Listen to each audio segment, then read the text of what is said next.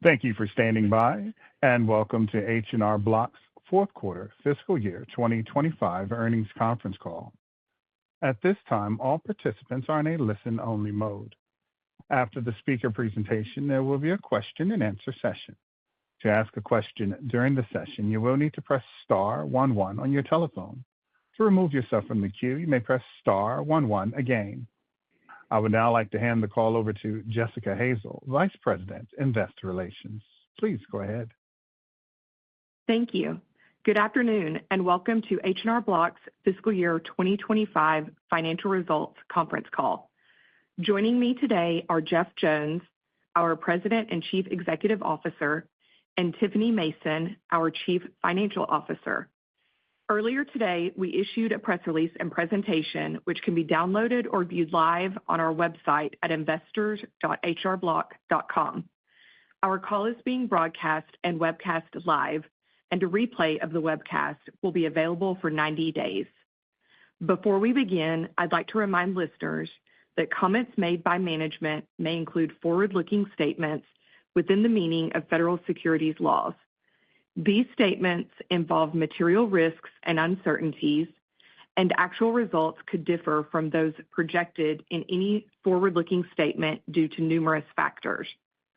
For a description of these risks and uncertainties, please see H&R Block's annual report on Form 10-K and quarterly reports on Form 10-Q as updated periodically with our other SEC filings. Please note some metrics we'll discuss today are presented on a non-GAAP basis. We've reconciled the comparable GAAP and non-GAAP figures in the appendix of our presentation. Finally, the content of this call contains time-sensitive information accurate only as of today, August 12, 2025. H&R Block undertakes no obligation to revise or otherwise update any statements to reflect events or circumstances after the date of this call. I will now turn it over to Jeff. Thank you, Jessica. Good afternoon, everyone. We appreciate you joining us for our year-end earnings call. Today, Tiffany and I will discuss the consistent growth H&R Block has delivered as we remain focused on strengthening the company, generating ongoing meaningful cash flow, and increasing the value we create for shareholders. We will also outline how we are positioning the company for success in fiscal 2026. Beginning with our fiscal 2025 results, we are pleased to report total revenue growth of 4.2% compared to the prior year. Additionally, we delivered $976 million of EBITDA, which was within our outlook range, though we had anticipated stronger year-over-year results. Tiffany will provide details of the operating expense headwinds we faced in a few minutes. On the capital allocation front, today we announced a 12% increase to our quarterly dividend. With this increase, we have more than doubled our dividend since 2016. Combined with share repurchases, we have returned over $4.5 billion to shareholders during this period. I am proud of our continued commitment to disciplined capital allocation practices. Now let's dive into our operating performance.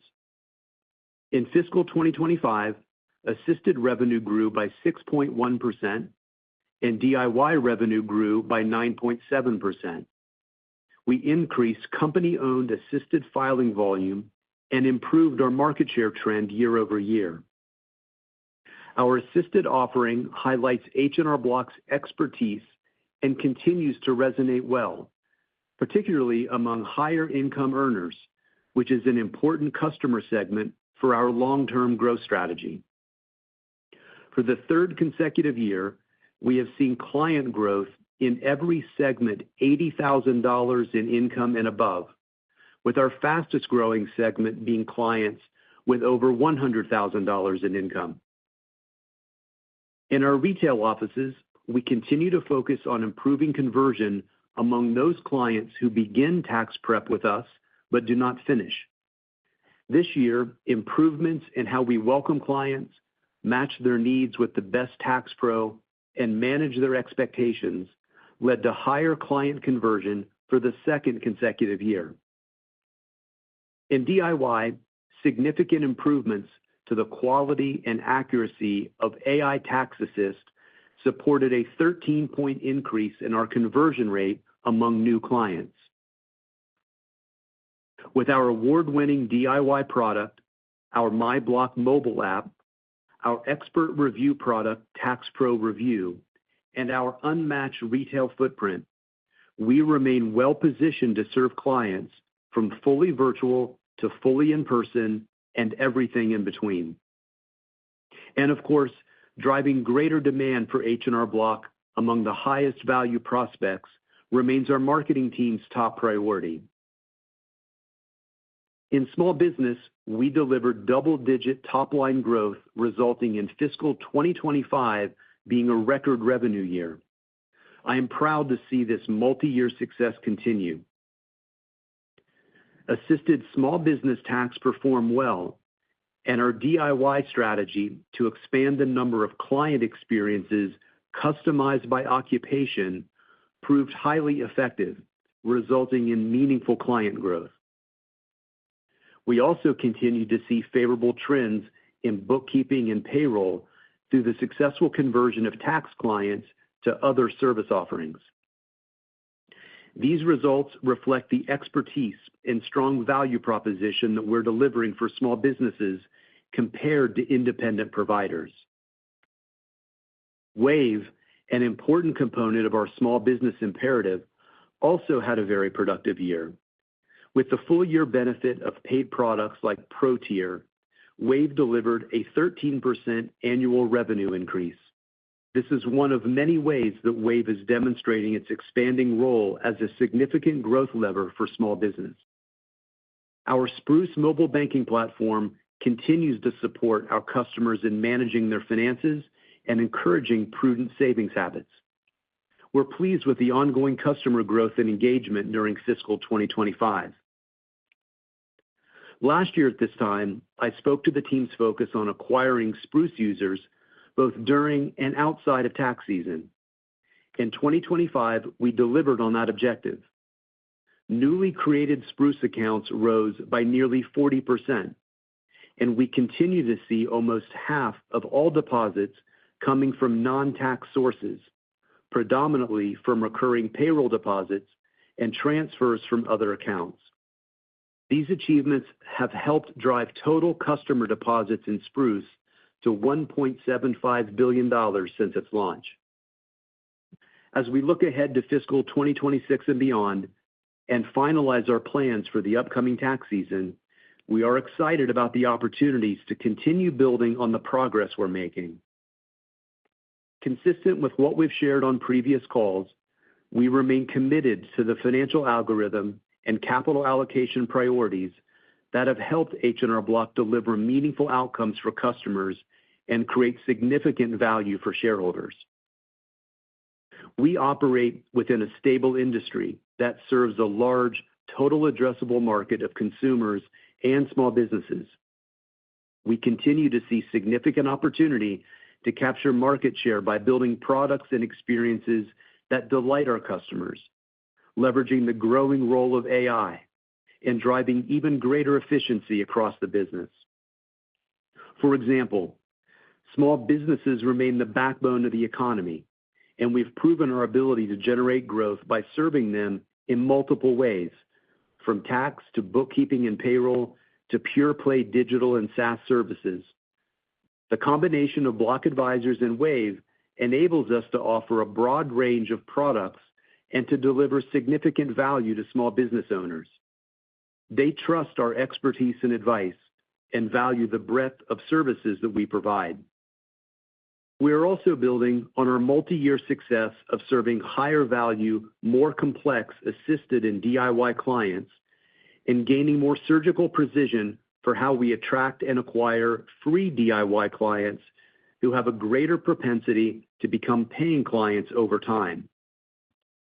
These customer segments have higher loyalty and lifetime value, which greatly benefits mix and translates into stronger financial results for H&R Block and our shareholders.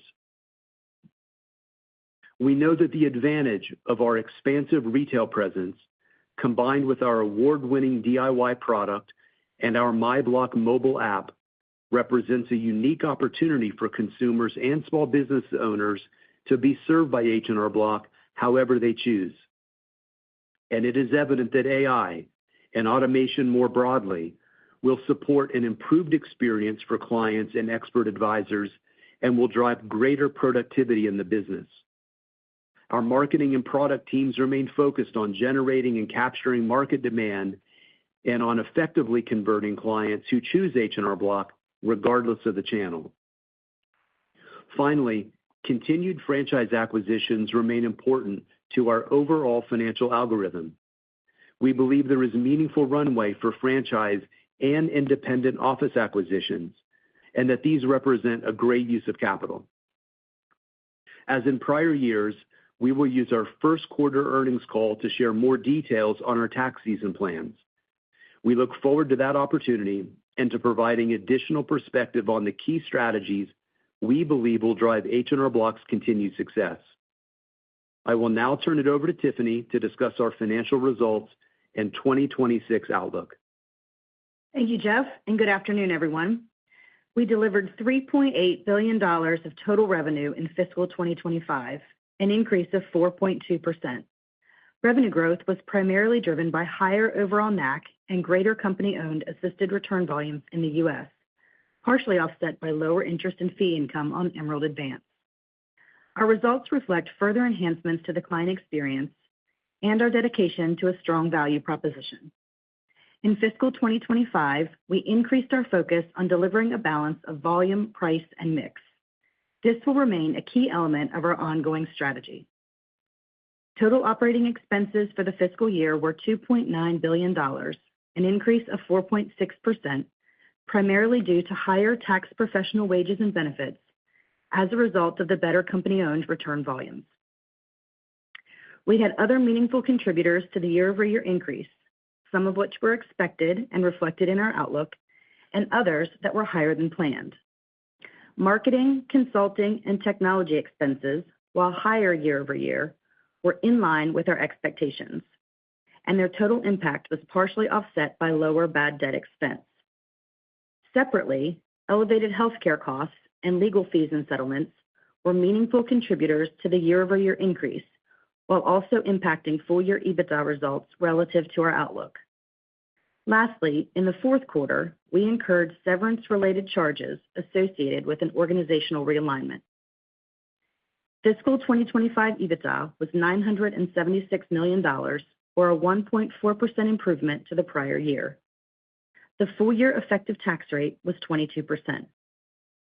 During the fourth quarter, as shared previously, we expected to recognize a one-time tax benefit related to the closure of various matters under examination.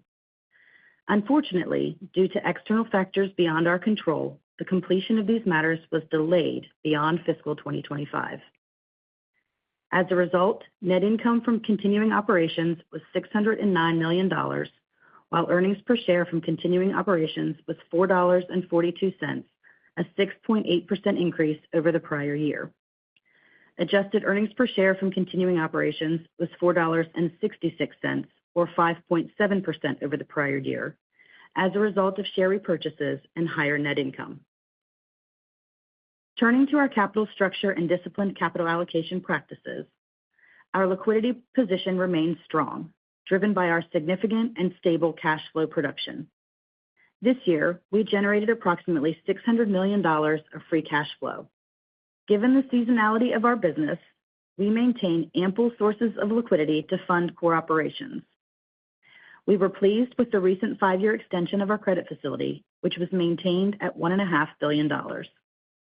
We received favorable pricing, which is expected to improve interest expense by more than $1 million annually, illustrating the financial health of our business.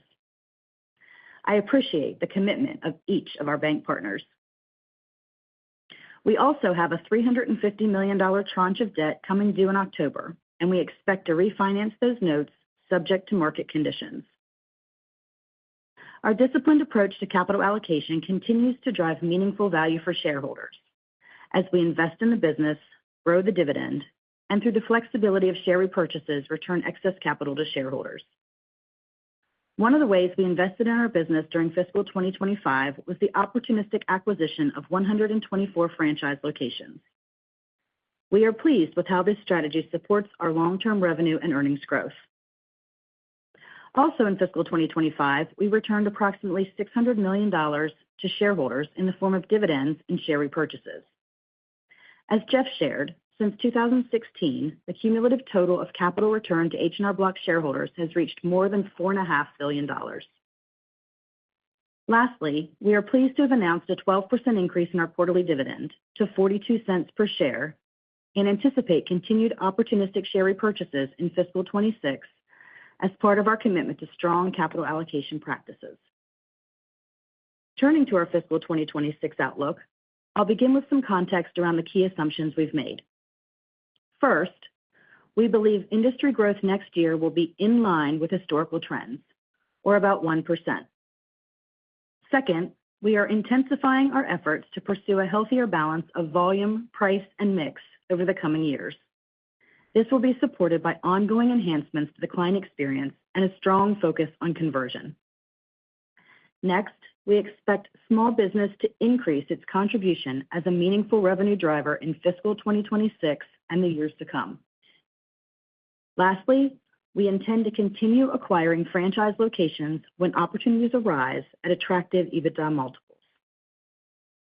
As a result of these and other business assumptions, our outlook for fiscal 2026 is for revenue to be in the range of $3.875 to $3.895 billion, EBITDA to be in the range of $1.015 to $1.035 billion, our effective tax rate to be approximately 25%, and adjusted EPS to be in the range of $4.85 to $5, which assumes approximately $400 million of share repurchases in the first half of the fiscal year, subject to market conditions. We have multiple levers to drive increased annual revenue, and we believe we can leverage our cost structure such that EBITDA growth outpaces revenue, while utilizing share repurchases to grow EPS even faster. All in all, we are well positioned for fiscal 2026 and beyond. I'll close with a reminder. Our investment thesis remains strong amid ever-evolving industry and macroeconomic conditions. We operate in a stable industry, we have a strong national presence, and we maintain a compelling financial profile with healthy margins and disciplined capital allocation. This underpins our confidence in driving substantial long-term value for our shareholders. And with that, I will turn it back over to Jeff for closing remarks. Thank you, Tiffany. As we close out our prepared remarks, I'd like to take a moment and comment on my decision to retire as President and CEO as of December 31, 2025, which we announced yesterday. Leading H&R Block over the last 8 years has been the honor of a lifetime. We have elevated Block's relevance, made bold bets to drive growth, built an extraordinary culture, embraced the potential of AI, and created significant value for shareholders. And while our work is never done, I'm proud of all we've been able to accomplish. I'm also thrilled with how our board managed succession planning and their decision to appoint Curtis as President and CEO starting on January 1, 2026. His time as President of Global Consumer Tax and Chief Product Officer of Block has served him well as he steps into this new role. He is not only a leader with more than a decade of deep tax industry expertise, but also a tremendous fit for Block's culture. Curtis is an engineering and product expert and is uniquely positioned to continue driving transformation and sustainable revenue growth. As far as what's next for me, job number one is ensuring a smooth and successful transition with Curtis and for the company. I will remain President and CEO until December 31, 2025, at which time I will move into a strategic advisor position until September of 2026. Beyond that, with no firm plans and no new role, I'm eager to make up for lost time with friends and family. Every single day since I started on October 9th, 2017, I've given everything I have to H&R Block, and I'm looking forward to stepping back to fully appreciate what we've been able to accomplish and to helping the team achieve even greater results. With that, operator, we'll open the line for questions. As a reminder, to ask a question, you will need to press star 11 on your telephone. To remove yourself from the queue, you may press star 11 again. Please stand by while we compile the Q&A roster. Our first question comes from the line of Kartik Mehta of Northcoast Research. Please go ahead, Kartik. Hey, Jeff. I know you talked about kind of assumptions for industry growth. I'm wondering what your assumptions are for what you think the assisted and DIY market grows next year. Hey, Kartik, thank you. And I'll tag team with Tiffany if she wants to add anything. But, we saw this year a mix shift of about 21 bips to the assisted business. And, as we talked to consumers over the year, we knew that anticipation of the One Big Beautiful Bill, the uncertainty about changes really caused people to turn for assistance, in a big way. So as we look forward to next year, next tax season, knowing that the bill has been passed, but the details and the execution is still to come, we're assuming a similar level of shift to the assisted business that we saw this year. And that's our base assumption. And, we'll talk more about that as it relates to outlook as well. Yeah, I think that's right, Jeff. And Kartik, the only thing that I would add to what Jeff said is to underscore the point that we're using the shift that we saw in tax season 25 as a proxy as we think about our guide for fiscal 26 related to One Big Beautiful Bill. And then an acknowledgement that while we're making great strides, we did still lose share this past year. And so we have plans to continue to make strides to cut our share losses even further. But at the midpoint of our guidance range that we just issued for fiscal 26, that midpoint would suggest that we cut those share losses in half. So at the top end of the range, we're really growing with the market. So I would just add that additional color and commentary relative to your question. That's helpful, Tiffany. And just one other one, Jeff. It seems like this year refunds might be higher just because of everything that's happening. And I'm wondering if you plan on any changes to bank products to maybe drive greater number of early season filers to your offices. Yeah, I appreciate that question, and that is certainly a possibility. I mean, I think as it relates to tax season plans specifically, I want to save commentary on that and what we plan to do till November just for competitive reasons, but I think you raise a valid point. Right, perfect, Jeff. Thank you, and hopefully we'll catch up before your retirement. We will. Thanks, Kartik. Yep. Thank you. Our next question comes from the line of Scott Schneeberger of Oppenheimer & Company. Your line is open, Scott. Thanks very much. Good afternoon, all. And yeah, Jeff, sounds like we'll maybe catch you again one more time. But congratulations on the news and to Curtis as well. I guess for the first question, I'd like to ask. It pertains to the guidance. Tiffany mentioned we'll get an update on the fiscal first quarter call. And I believe, you had Block has had a multi-year strategy, but now with the executive changes, probably a new longer-term strategy comes in. So what will it be that we get on the first quarter call? Will it be just guidance for the upcoming year with regard to the tax season in a little bit more detail than you've already provided? Just curious what we'll get there. And will there be a multi-year objective or strategy, or is that going to be too prompt given the CEO change? Thanks. Scott, thank you. And you covered several points there. So let me speak for, a little bit on your question. First of all, I'm really proud to pass the baton to an internal successor. And because Curtis has been here, that means our strategy is locked, and we will continue to execute the strategy that Curtis has been part of building. So I would not expect any kind of shift strategically. We're aligned with the leadership team and with the board on what we see for plans for not only tax season 26, but beyond.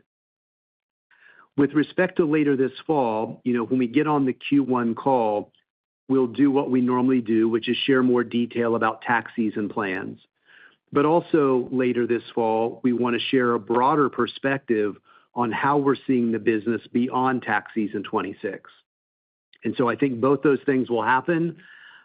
You'll definitely hear that from me. Curtis will be with me when we do that. But again, I can't stress enough, and I appreciate your commentary about this in what you wrote. It's really important that this has been an internal plan succession move with somebody who not only knows the industry cold, but has been along by the side as we developed our next strategy. So I feel very good about that transition. Thanks. Appreciate that call and that outlook. I guess, Tiffany, I'm curious on the guidance, the EBITDA guidance, the implied margin. This is a question about what were legal fee impacts. I think I heard something about severance at the end of the fiscal year. Could you speak about some of the moving pieces at the end of this year, if any of that is going to slide into next year, and then how we should think about the midpoint of guidance this year, which I believe was 26.0. It looks like the midpoint's 26.4 for next year. Kind of maybe make a bridge of what's the delta in those with consideration for one-time items. Thank you. You bet. Of course, Scott. So a few thoughts for you. So as we think about elevated costs in fiscal 25 and how to think about bridging then into the guidance that I just gave for fiscal 26, the couple of places where we saw elevated costs were in healthcare, legal expenses, and severance-related costs. Healthcare costs had to do with high-cost claims in the second half of fiscal 25, and we've taken those elevated costs and we have used that exit rate to annualize our expectations for fiscal 26. So those higher costs are included in our fiscal 26 guide. We've done the same thing with legal expenses because they ran higher in fiscal 25 than we obviously had planned. And so we have factored that into our fiscal 26 guide, settlement aside. And then obviously severance is something that is recurring, though not at the level that we saw in fiscal 25. So we've taken that back to a normal level of severance in the guide for fiscal 26. So all of those things from fiscal 25 have been adequately adjusted for in fiscal 26 guidance. Now, we're seeing better flow through in our fiscal 26 guide, whether you're looking at the midpoint or either end of the range, than what we just recognized in fiscal 25. And the reason we have confidence in that is we made some realignment activities, as we talked about in fiscal 25, that are going to create cost savings opportunities for us in fiscal 26. So that's one thing that's working in our favor from actions we took in fiscal 25. We also did the hard work during fiscal 26 planning to tighten our belt across the board from a cost perspective.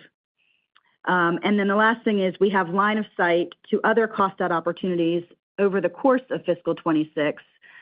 The specifics I won't get into today, but you'll hear about those over the course of fiscal 26. So we feel really good about the guide that we shared today, and I'm pleased to say that the ratio of revenue growth to EBITDA flow-through is in line with our long-term algorithm. Thanks. And Tiffany, just a quick follow-on that. So, from Kartik's question, we discussed a little bit about the OB3, the new tax implications. And I think you touched on how you're thinking about that for next year, but that is a tailwind, correct? And that's factored in the guidance. Just a little more clarification there. Thanks. Yeah, Scott, that's great. Thank you. So we do believe it's a tailwind. We are being cautiously optimistic. And we're using what we saw as the shift from DIY to assisted in tax season 25 as a proxy for the time being. That's right. All right. Thanks very much. Thank you. Thank you. Once again, to ask a question, please press star 11 on your telephone. Again, that's star 11 on your telephone to ask a question. Our next question comes from the line of George Tong of Goldman Sachs. Please go ahead, George. Hi, thanks. Good afternoon. And I'd also like to add my congrats, Jeff. Thank you, George. First question is, earlier you mentioned you're striving for a healthier balance of volume, price, and mix for the 2026 tax season. Can you elaborate on what you mean by that and some of the initiatives that you have to get behind that healthier balance? Hi, George. Sure. Happy to elaborate. So as we think about fiscal 25 performance, in both the assisted business and in the DIY business, we talked to the organization a lot about not only driving price increases, and in the assisted business, we saw low single-digit price increases, and we struck about mid-single-digit price increases in DIY, but also driving greater volume performance and greater mix. And when we say mix, what we mean is complexity of client. So in the assisted business, it's sort of continued growth in clients over $100,000 of AGI. And in the DIY business, it's continuing to capture clients in premium SKUs and the small business growth as well. So that's what we mean is a balance across the three versus being overly reliant on price to drive revenue.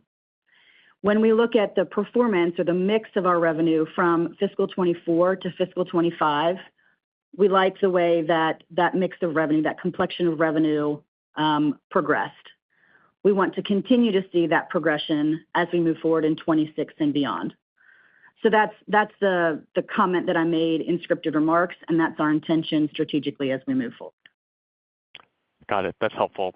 And then you mentioned that at the midpoint of the fiscal 26 guide, you're assuming the share losses are cut in half, and at the top end of the range, in-line growth with the market. Can you talk about the various determinants that will factor into whether you land at the top end of the range, the midpoint of the range, or the low end of the range in terms of performance and market shares for this upcoming tax season? What could be the swing factors that could work for you and against you?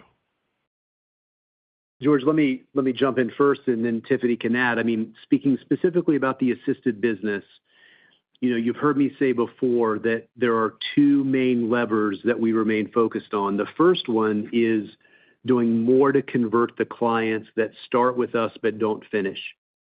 And you heard in the prepared remarks, we saw nice improvement in that over the last couple of years. And that's everything from how we welcome a client, how we match to a pro, how we manage expectations, how we price, how we don't lose a client if there are resistance to price.